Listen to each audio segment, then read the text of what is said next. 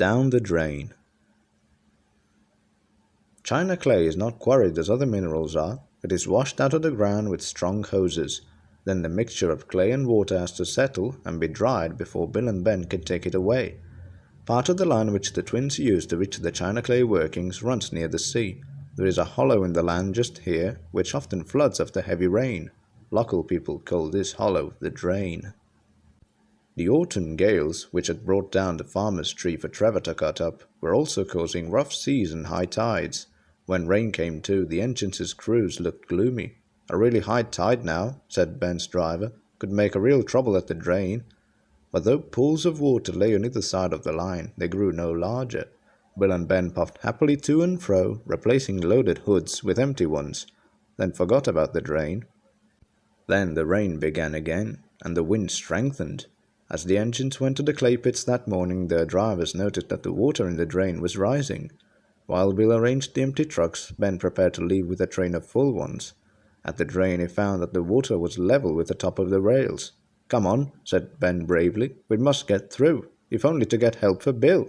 Go back, the wind seemed to shriek. Ben took no notice. It was halfway over when the rising tide, whipped into a huge wave by the wind, swept across the line. "Oof!" spluttered Ben as the water crashed against his side. "Help!" With a hiss, the water reached his fire. "Quick, Ben!" urged his driver, but it was too late. With a despairing gasp, Ben stopped. He was stranded in the middle of the drain, with cold sea water lapping his wheels. The fireman set off to find help. "Keep on the sleepers," advised the driver. "We don't want you swamped as well." The water reached the fireman's waist, but he struggled on. At last, cold and soaking, he reached the yard. Thomas was there, wondering where his trucks were. His driver wasted no time. "Ben must be rescued," he said. "We need a steel cable, a pair of waders, and determination." "Yes," said Thomas doubtfully. He understood the cable, but he wasn't sure about determination, and didn't even know what waders were.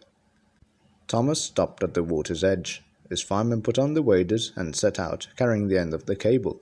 Ben was delighted to see him. The fireman fastened the cable end to Ben's front coupling. Then he uncoupled the trucks so that Bill, who had come up behind, could pull them clear. "Right," he said as he joined Ben's driver in the cab. "Let's go." Poor Ben had no steam left to whistle, so the driver and fireman waved to show Thomas they were ready. Carefully, Thomas took the strain as he pulled Ben. Slowly, with water cascading all round him, Ben came out of the drain. Once he was clear, Thomas was properly coupled to him, and he helped him back to his shed. "Thank you, Thomas," said Ben gratefully, and his eyes twinkled for the first time in several hours. It was 4 days before the water in the drain subsided. When Bill reached home, both twins agreed that it would be ungrateful of them to ever tease Thomas again.